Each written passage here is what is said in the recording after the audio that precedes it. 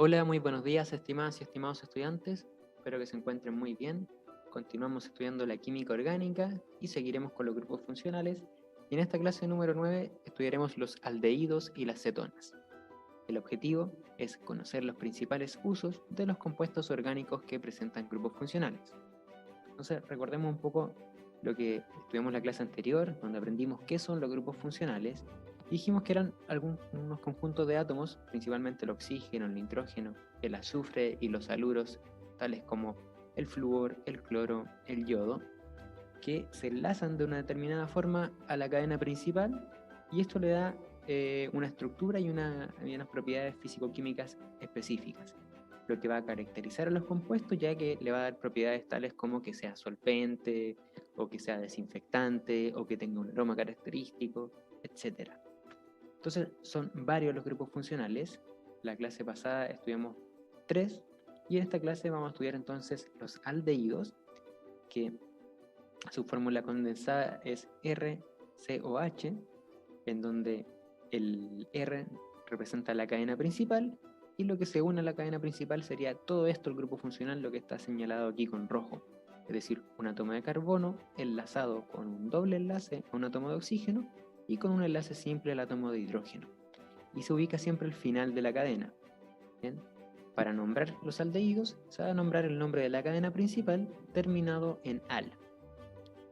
Luego tenemos las cetonas, que como pueden ver acá es un grupo funcional que corta la cadena, o si no, podríamos pensar que hay dos cadenas, una cadena inicial y una cadena después final.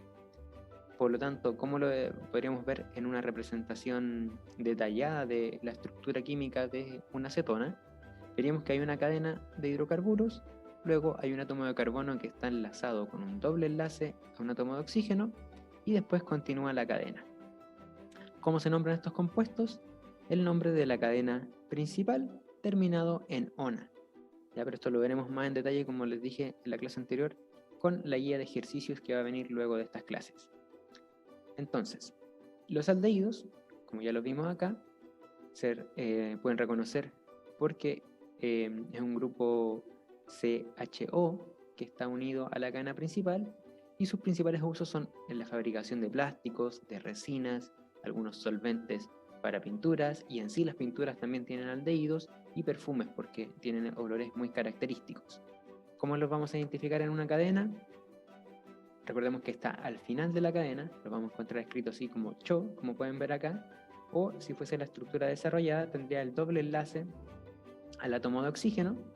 Ahí este carbono número 4 estaría formando dos enlaces con el oxígeno, un enlace, el que está acá, que lo hace con el carbono número 3, y el cuarto enlace lo está haciendo con el hidrógeno.